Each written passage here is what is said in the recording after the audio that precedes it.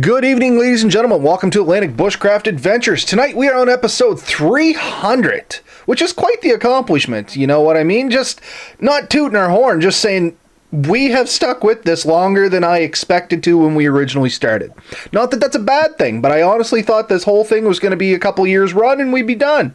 But here we are, still having fun. And tonight, we are talking about small watercraft selection. As we said last weekend, if you're looking at potentially canoes, kayaks, maybe even a rubber dinghy or something like that, in general, if you're looking for a small watercraft, hopefully this episode's going to help you a little bit. As always, I'm going to rely on Ben quite heavily when it comes to watercraft because he has done the research. And folks, when I say he has done the research, trust me, I am not lying. This man has gone to great lengths to do a lot of research on a lot of watercraft. But his hardship, you can now gain the knowledge from and hopefully save you folks a little bit of time because I know it sure did me when I was looking.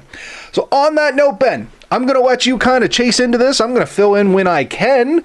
And yeah, hopefully I don't drag you down too much. Yeah, so, I mean, there's a lot to cover here, and by no means am I going to capture everything you need to know. But I think we're going to capture the highlights, and you need to do your own research. But one of the reasons we're bringing this up, I know it's dead of winter. Why are you talking about this now? A lot of people are thinking about what they want to do this summer, what do they want to do this spring, and they're thinking about, I would love to take a canoe trip, a kayak trip, or along the ocean, or down a river, or through a lake. And what do I need? And so I really wanted to sort of touch on this because right now, believe it or not, Facebook Marketplace, Kijiji, Craigslist, all these other places, and even some businesses. Last year, I was at REI and MEC, and both of them have had sales on boats that they had stuck from last summer, and they just want gone this year. So there are deals to be had. A lot of the outfitters that were using them last year and trying to replace some of their stock are selling off some of their old stuff. And yes, there's going to be the odd repair and stuff, but overall, the functionality is still there. So this could be the time to look. And that's why I wanted to talk about this. So first, what you need to do, and you can't think, oh, I want this, and then make everything work to it. Think about the type of things you want to do with your boat. Because if you want to take your whole family on a trip, it's a totally different boat than if you want to do solo trips. If you want to do just day trips, it's a different boat than if you want to do overnight trips. If you're comfortable in a kayak but not comfortable in a canoe, you really need to know this because there's big differences in the two. And I have both, and I love both of them. As you've seen me in both, Robert, you know that I do like both of mine. They're not interchangeable. They can be in the right circumstance, but they're not one doesn't fully replace the other in any way, shape, or form. No, and that's kind of what I learned. Like when I went, before I bought my canoe, I was up with Ben, we did a camping trip, and I was able to use one of your sit-on kayaks. And even when you talk kayaks, there's a difference between sit-in and sit-on. They have advantages, disadvantages, things like that. There's different types of kayaks. There's ocean kayaks, open water kayaks, short kayaks, long kayaks. Like, there's a lot to look at just in a kayak. I never really knew the difference between all the kayaks until you started telling me about it. And I sure as heck didn't know if I was looking for a canoe or a kayak. Now I know a little bit more, and I know what to look for to direct what you should get. Kinda. Just want to say hey to Danny there joining us, Red Sand Adventures. What's up, Danny? Yeah, so why don't we start there? Well, that's where I want to start anyway, Ben. You tell me if this makes sense. The big thing that leads to boat selection in my mind is two things. What are you going to use it for and how many people are going? Yes. Yeah. Is it safe to say that's a good place to start?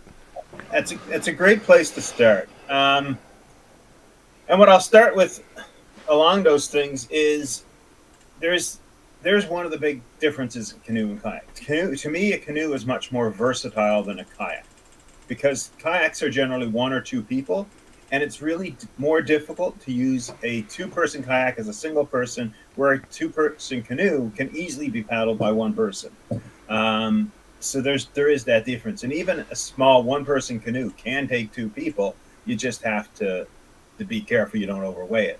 So there is that. So yeah, the number of people you're planning on taking definitely has a huge factor, and whether they want to travel themselves. So if you have a family of five and you're going, it might make a lot of sense to take five kayaks over two and a half canoes, or one big canoe, one small canoe, or two smaller canoes and a big one to take those extra people. Um, so there is that kind of consideration, and even gear, how you can load them up. Generally, kayaks, either you're storing them inside the kayak, so they're in around you, they're packed in fairly tightly, or you have to have them strapped on them, which restricts what you can do with your kayak. If you've ever seen someone do an Eskimo roll, you're probably not doing that with like 30 pounds of gear strapped down to your deck. It's going to be harder to flip over. It's going to be harder to control. It's more likely to get wet. So there's those things. Yeah, no, that's a really good point there. And once again, I'm just adding my 2 cents where I can stick it in. When it came to kayaks, I did look at kayaks first before I bought the canoe.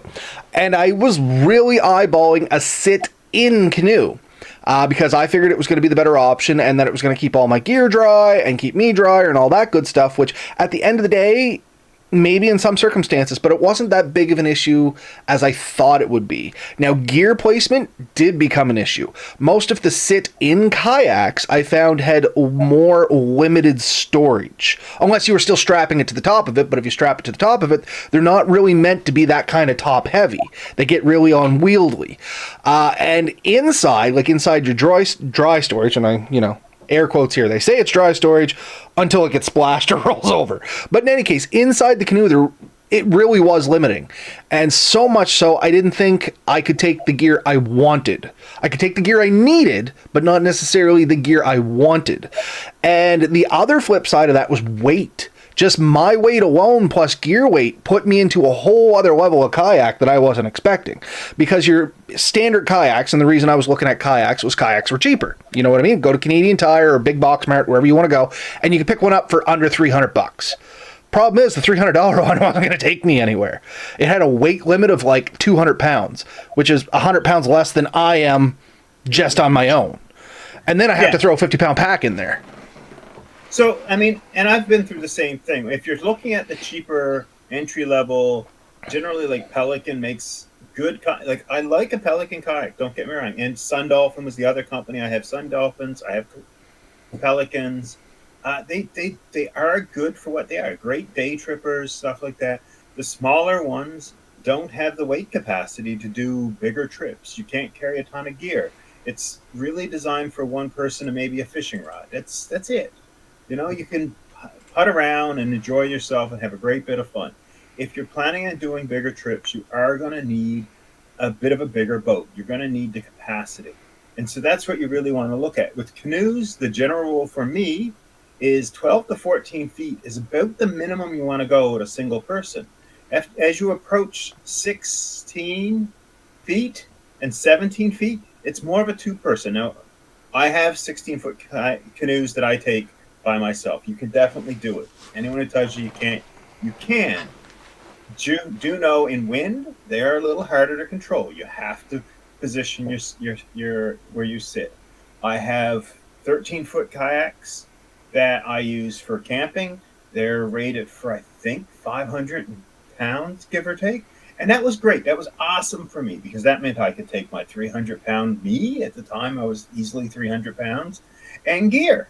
And I went great trips. I went awesome places. And we've had videos, we've talked about these things. They were sit-ons. They had lots of room. They had indents in the front and back to hold gear. And I was able to take dry bags and take everything I wanted. And I didn't have to quite worry about whether it fit in through a small square or a small hole, and I could cram it inside the space. I do have sitting kayaks that I do take camping too. I did find them a bit more like I felt like gear needed to be inside with me more, and that was sort of my limiting factor there. With the canoe, I've never had that worry. I just put it where it fits. And balance is, of course, an issue. Do not put all your weight in the front or the back. You'll notice it. It's not going to be enjoyable. You do learn how to balance that. But yeah, weight. You really have to think, what am I taking? Who am I taking? Am I taking a dog? For me, the canoe is better for the dog. We did take him on a kayak. He used to sit on it. She absolutely loved it, and we took him quite a bit. So both are doable, but make sure you have one has the room for what you're taking. If there's no room for them to sit or lay or move around, if they're going to be falling off, that's a struggle. That's an argument. That's a fight that you're going through. So you really do want to sit down and look at what is my intent, and I think that's the biggest thing. Once you realize your intent and you get like the things you want to take with you and where you want to go, there's the other big thing. Are you going flat water? Are you going running water? Are you going ocean? Ocean, it's a different ball game. Rivers, different than lakes. You're doing all flat water lakes.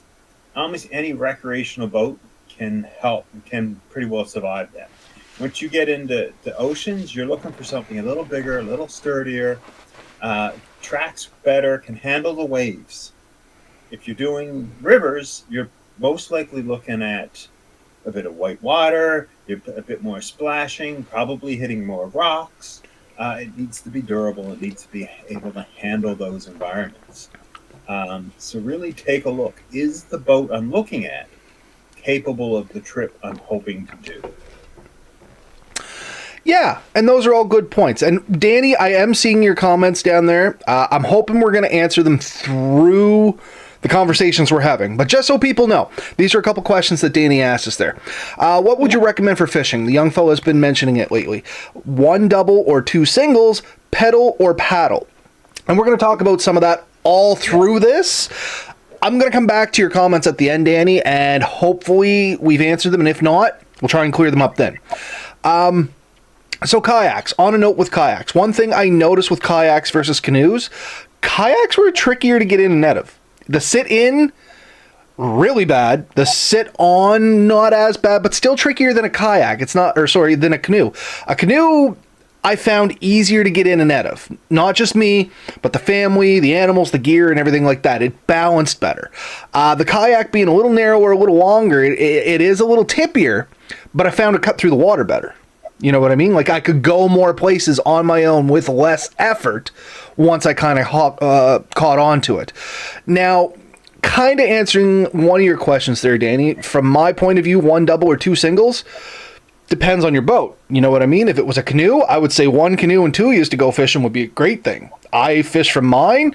I can take me, Melissa, Lily, both dogs, fishing gear, extra gear. I have a massive canoe. If anybody's seen it, it's like an 18-foot. I think it's 17.5 or something like that, but it's a big canoe. And the reason I bought one so big was because, okay, what am I going to do with it? I want to take my family out on the water. I don't want to buy multiple boats yet. I am going to. I'm going to get a single one. But anyway, if we all wanted to go out, that was my main concern. And I can muscle around a 17.5-foot canoe, but it is exhausting. I wouldn't want to go out in a windy lake because I would probably die from exhaustion. But to fish at I would probably rather fish out of the canoe, just me, because of the stability. But they make all kinds of good fishing kayaks. Gary, we've had him on here, and he talks about them at quite great length, and he has several really nice fishing kayaks. Price point may start playing a factor in there, though. For the two of yous, a double-person kayak is going to set you back a lot more money, generally, than a canoe that's going to take both of yous as well. Kayak's going to be lighter, easier to move around, easier to move in the water, a little bit more tippy. The canoe is going to be a little easier to sit in, a little more sluggish in the water, takes a little bit more coordination between the two of yous, but you do have a little bit additional stability. And those were the two big things I found with canoe versus kayak. When it came down, after weight, when weight is no longer an issue, what's your balance? How comfortable are you getting in and out of a boat? Because it's not like stepping onto a little aluminum flat bottom boat where it's all stable and you can dance around and everything is great. I can't stand up on a kayak. I would bet I would bet Ben can. I cannot. If I stand up, I'm just going to end up in the water. But I can stand up in my canoe, no problem. I have enough balance for that. Just me by myself, I can stand up, I can still paddle, I can still maneuver. I mean, it's tippy. I don't suggest, if you've never done it before, to find out without trying it first. Like, this is something you have to practice. But like Ben has a lot more experience in the water and in kayaks and stuff like that. And I know, I'm quite confident he could stand up in a kayak absolutely no problem. So it's not that you can't, it's just it takes more skill. You need to develop those skills a little longer. Like, it's not one is going to do something better than the other one necessarily at the end of everything, but it may be easier to do it starting off depending on your skill level and your comfortability on water in general. I'm a person that gets motion sick or seasick, you know what I mean? So far, knock on wood, I have yet to get sick in either a kayak or a canoe, but bigger boats, things like that, they do bother me. That might be something that could be a problem for you. A canoe, in my opinion, it has a lot more water movement. Like, you get that rocking and motion more because it is a bigger watercraft. Maybe that's something to look at too. Ben, have you got any insight on that? Is one literally more like wavy? I have a lot of insight. I find kayaks feel more stable once you're in them. They seem to be more iffy getting in and out. Like, they're a bit harder to get in and out. Also, if you plan on occasionally going without that significant other person, like your kid or whatever, you're probably much better off in general going with your canoe. Go with the canoe because you can use it as a single or double easier. If the other person isn't comfortable, and this is why we have kayaks, my wife gets very uncomfortable with my movements when she's in front. And honestly, sometimes with certain people, I've had the same problem. Certain people move around a lot more than I'm used to. And so then I react to that. So if you're the type of person that has trouble doing that, you might prefer to be in your own boat. So that's a good reason for solos. Now, to me, almost the ideal boat for me personally is a 12-foot canoe. I was going to say, mine is about a 12 to 14-foot canoe. If I could buy one boat just for myself, I would buy probably a 12 to 14-foot canoe. And what I'm going to do is I'm going to treat that thing like a canoe or a kayak. I'm going to take a kayak paddle. I'm going to sit a little bit lower, and I'm going to really enjoy that. So that gives me the best of both worlds. And there are some hybrid versions. The next canoe was one. If you really prefer the canoe or the kayak, and you do want a tandem one, there is a couple of options that are there. And I did one. Portability comes into this too, right? I wanted a boat that I could take myself, maybe someone else. I needed something I could pull around, and I had nowhere to store it. So now I'm in a city. I don't have a lot of storage room. So I actually have an inflatable kayak. Now, you might think, oh, he's got a dinghy. But no, this thing has a drop stitch floor. It has proper pontoon sides. Like they're big and round.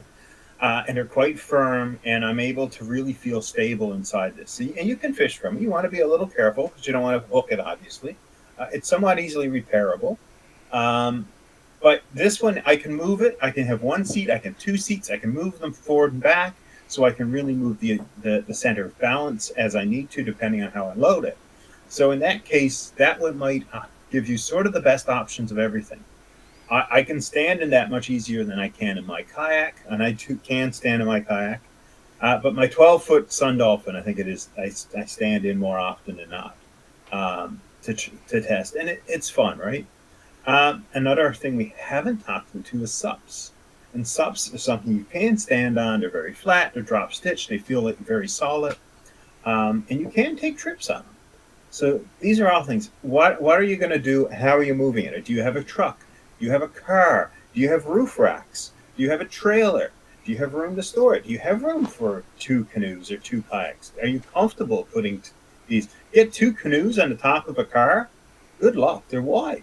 Kayaks tend to be narrower, so you can usually squeeze them in. You can put them a bit more of an angle. There's roof racks designed for that, J racks. So these are all things. What is your lifestyle? What's going to work with you, and what are you comfortable with?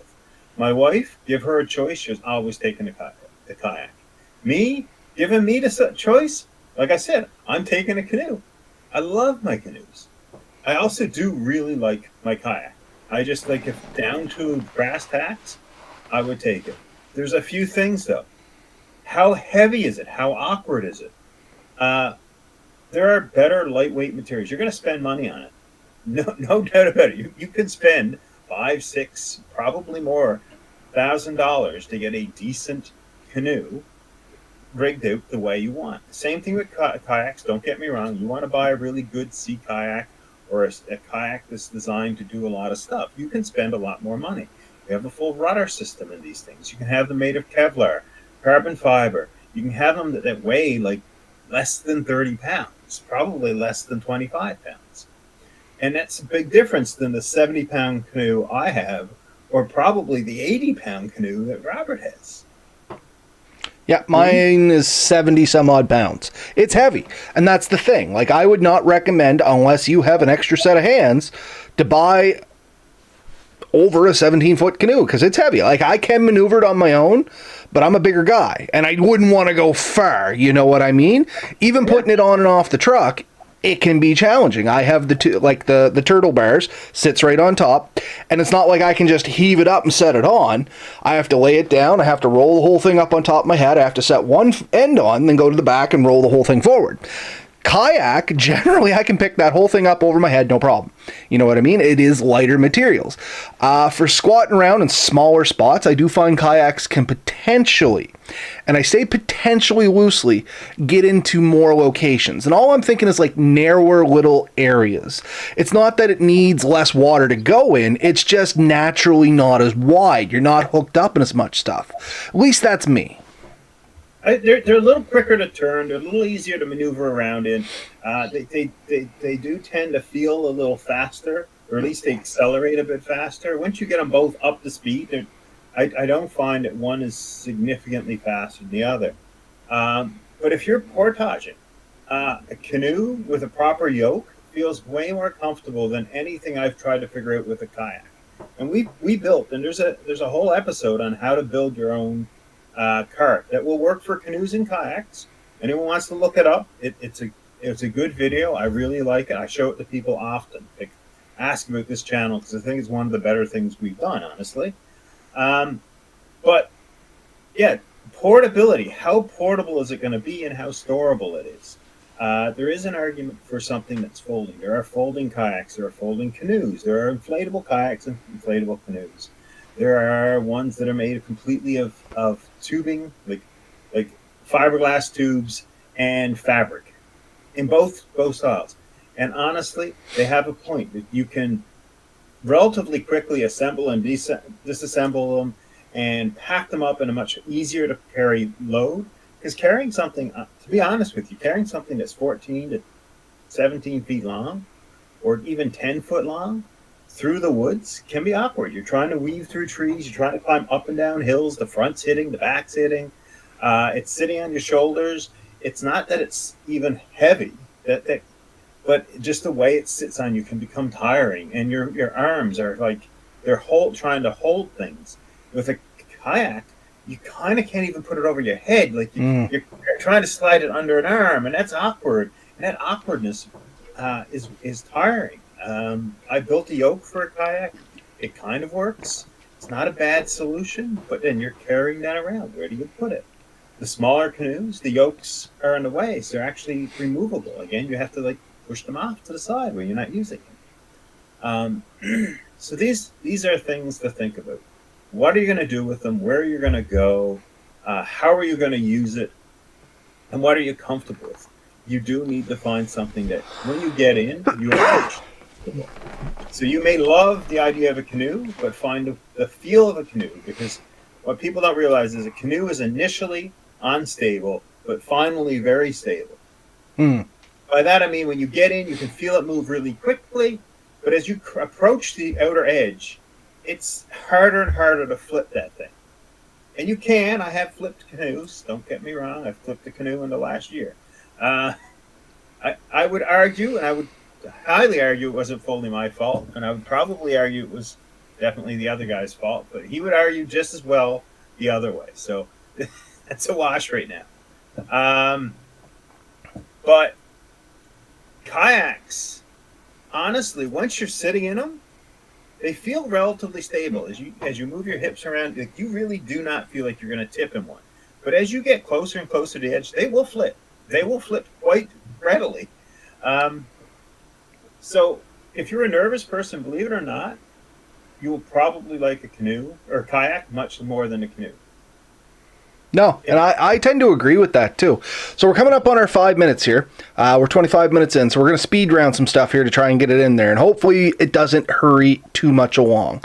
So to go on that pedal or paddle thing there are some kayaks that have some foot pedals with them, and they're good for trolling to a degree. I have been in one. I was not a fan. I prefer to use the paddle. But you know what? I know if we had Gary in here, he swears by the pedals. That's how he trolls when he's fishing. He just lightly pedals, moves the boat. You control the lines behind you. It is definitely something. If it's what you're looking for, it's awesome. I don't fish a ton from the boat. I did a little bit from the canoe, but generally I fish from shore. It's an afterthought for me. It's not one of the things I mainly go out for. Hopefully next year or this year, I guess, I'm going to try and do a little more of that. Get the boat out a little more often, hit some lakes, do some fishing.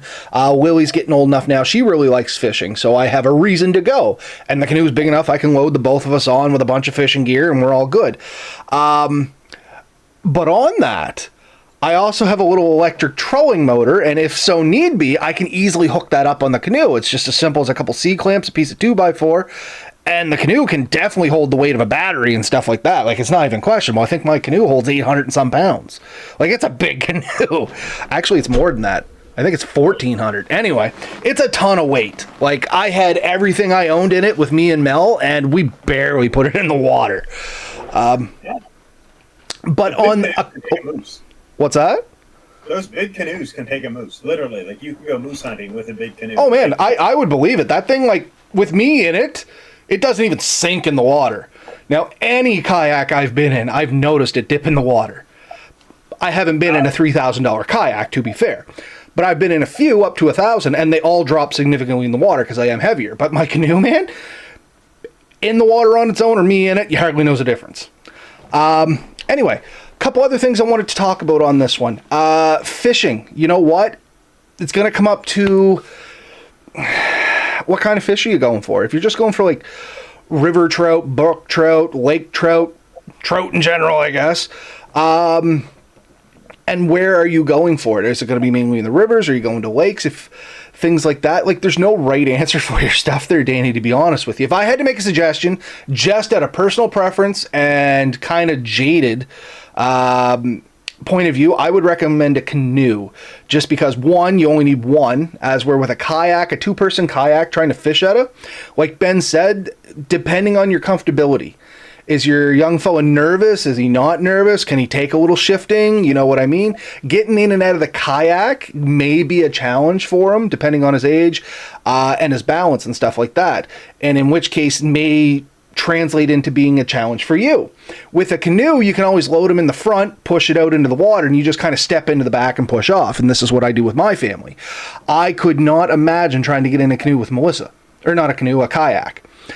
We would be in the water. You know what I mean? But on the flip side of that, keep in mind, I do find a sit-on kayak significantly easier to get back into if you end up in the water.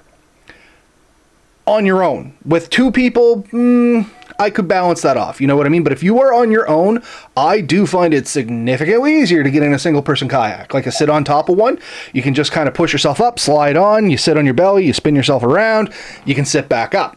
A canoe is a little bit more of a beast, you know what I mean? You kind of have to not pull the whole side down and dunk it underwater, and now the whole thing sinks, which is also something, and maybe Ben can touch on this a little bit more because he would know better.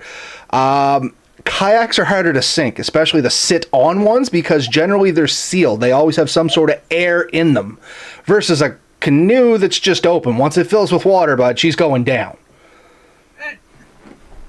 I'm going to point it. Most canoes have a flotation device in the front and end that prevent them from sinking. Most boats like that will not sink. That what they will become is so unstable you can't stay in them. I have sunk both. Okay, and this is what I mean. I from that sit-on kayak I tried to yours, yeah. I would say it's dang near impossible to put that thing under the water to the point where you can't retrieve it. My canoe, I have pushed it underwater and watched it go straight to the bottom. Oh, wow. So there should be, in most canoes, you notice the front and end have like a little triangle that's filled. Those are usually filled with foam, and Mine that doesn't prevents have them. foam. And plus, the material they're made of is usually lighter than water in itself, so it would float. If the plastic is lighter, those sit-ons, I sunk those in Keji. Okay. That is the one I sunk in Keji. Now I did modify it; should not happen anymore, but it did. I did have an issue with that. Um, so, but I did. I agree with you. I found a kayak a little easier to get back on if you did sink. Um, what you have in it will obviously have an effect. There's other things you have to deal with, but just be aware that there are things you can do with a canoe. You can also get flotation bags. So if you happen to be doing like a whitewater trip or a longer trip, like an expedition trip, you can get splash covers to go over the front and back. You can put these bladders inside that make it more buoyant in case it ever does fill up with water. And this is because you're expecting to be away from the shore far enough that something could happen and you would need that. So there are things you can do. Obviously, always wear your life jacket and stuff like that.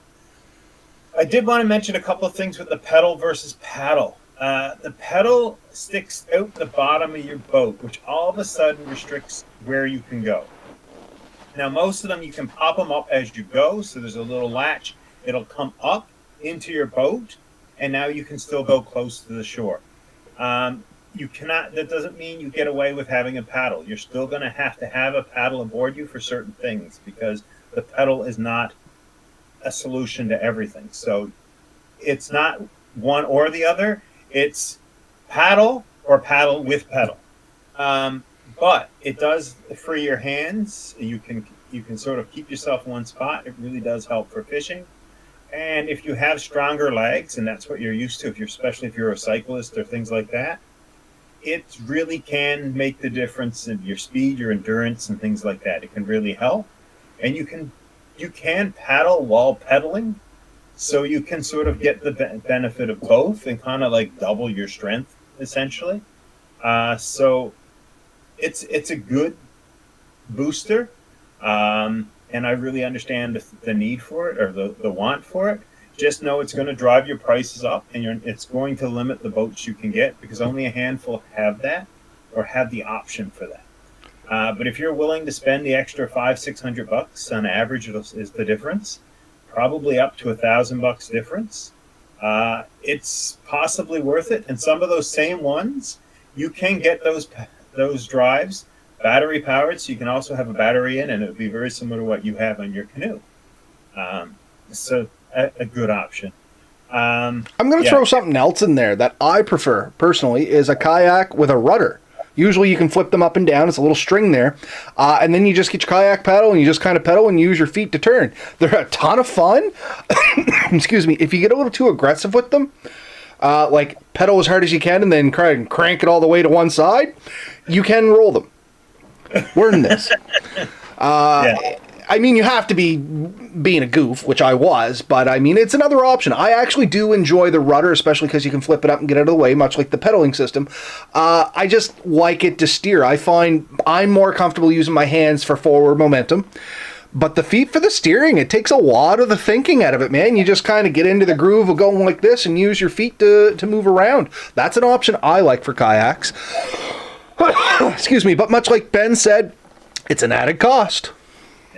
I think you can get a rudder for a canoe. It's an add-on for sure. It's not something normally there. The rudder also helps tracking a lot, so you can paddle a lot straighter. Mm-hmm. And if you have wind or something adding an issue to you can help straighten yourself out. Where if you're just paddling, it's a lot more mental work and physical work. Those are great advantages of those. But for the most part, you're much more likely to find a rudder on a kayak than a canoe. It would be more of a specialty thing with a canoe and much, much more rare. And it would be something you probably have to handle either by hands or possibly feet. But I don't even know if I've ever seen that. So I have seen where somebody has added one, and it's doable, but it's an add-on. Similarly, trolling motors and stuff help. I've seen one guy just use it as a booster. He said it's like having a second paddler. But yeah. So really quickly, I know we're at 35 minutes. Let's try and keep this under 5. A couple other things I want to throw into this episode, because I know you have a little experience with one of them. One's a paddle board, because that is a viable option for some people to get around. And the other one is kind of like your rubber dinghies. And we're only going to talk quickly, well, at least on the rubber dinghies. I've owned several of them, and they do serve a purpose. However, I am going to warn they're not as versatile as either a canoe or a kayak. But if you just want to go out like on a flat lake that doesn't have a lot of wind and lay back and just chill, man, a dinghy can be a lot of fun. You're not going to go very fast on it. Paddling it is almost like paddling around a brick. So, but you can get some good ones where you can hook motors to. I have a Seahawk 4, I think is what it's called. I can actually hook up to I think it says a 2 horsepower motor, but I know I've jammed a 4 on it, and as long as you don't flatten it out, you can still get away with it, you know what I mean? And you can move around pretty good on flat water. Now, I wouldn't want to take that, even without the motor, down a river or something like that, because the bottom and stuff, it's just not as durable. I do find it sinks lower in the water than my canoe does. I can take my canoe in almost like 3 inches of water. The dinghy needs about 6 to a foot, because if you stand up in the dinghy, right where you stand up, it puts all that pressure straight in that spot, and it just pokes straight down. But they are a ton of fun just to kind of lay back on and be lazy. You know what I mean? If you just want to chill. So I'm going to throw a few things in there. Paddle boards are great.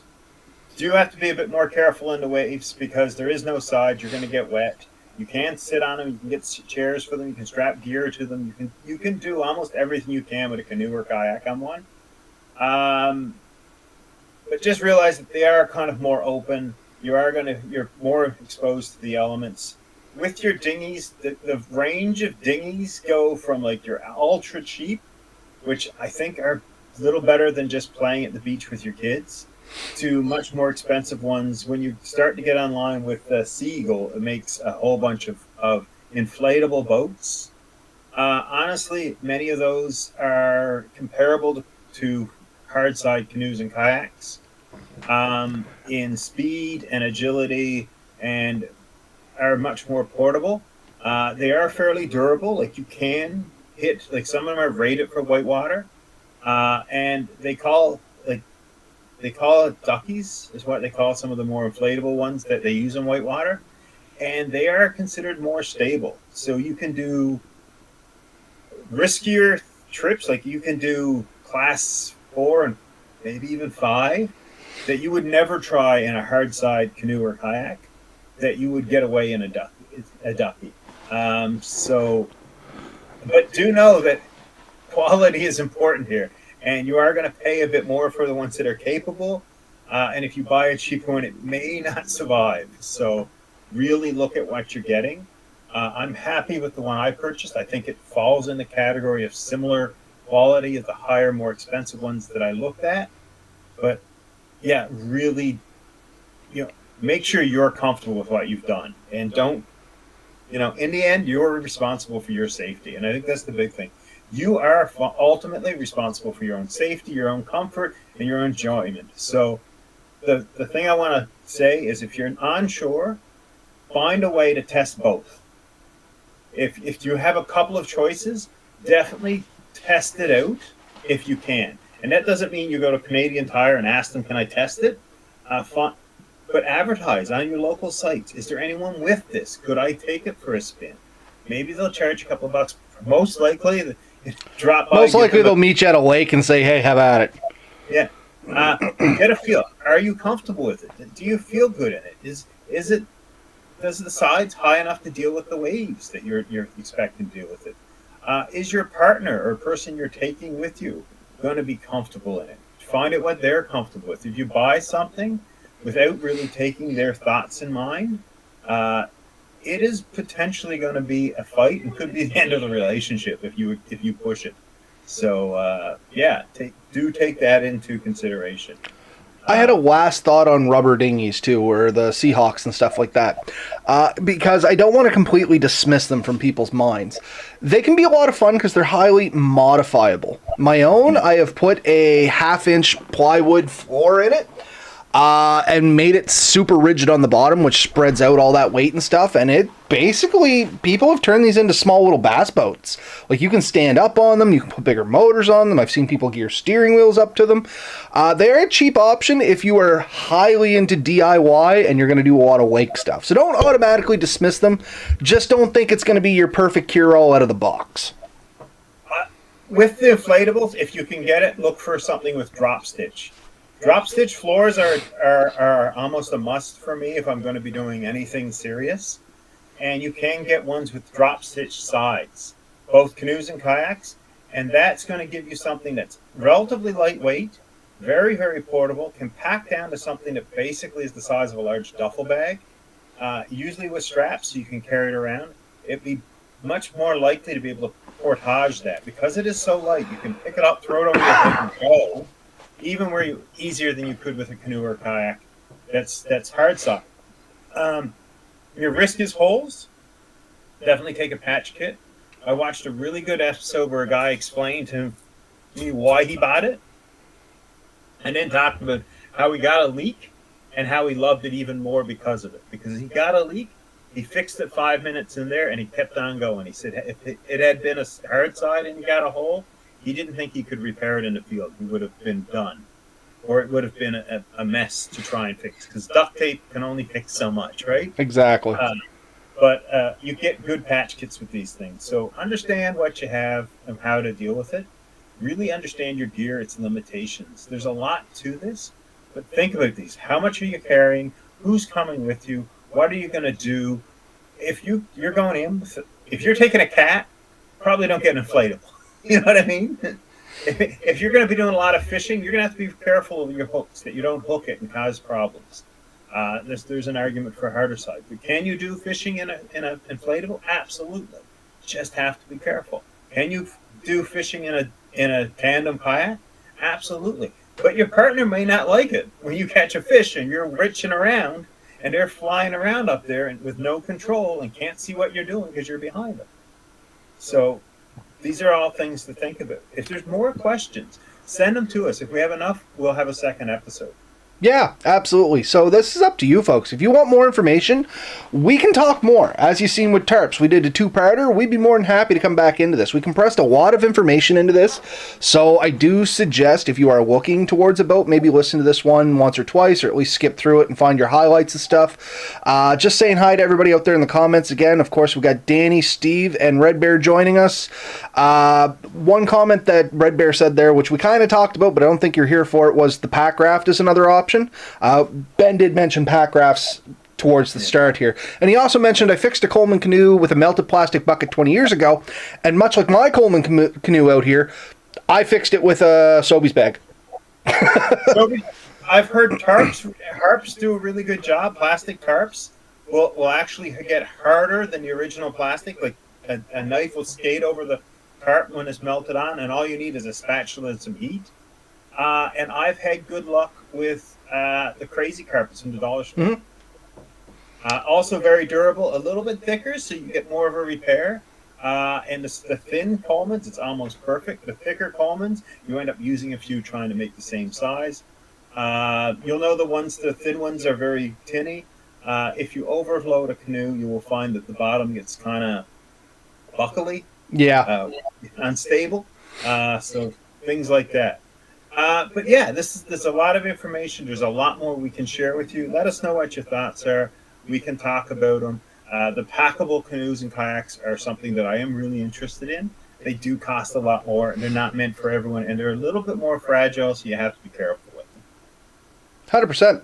Well, that's it for me tonight, folks. Like I said, we're kind of ran up to 44 minutes here. I knew it was going to be a little longer. It's a good topic. Any of these good topics tend to run a little farther, and that's fine. If you folks want more, like I said, reach out to us. We'd be happy to do more on this. If you want something more specific on the topic, definitely let us know, and if nothing else, we can answer you in the comments, send you a message, email, or if it seems like really good information and we can talk a lot on it, and trust me, we can talk, we'll do an episode on it. But until next week, folks, get out there, have fun, be safe, let us know about it, and we'll talk to you next week. Head up.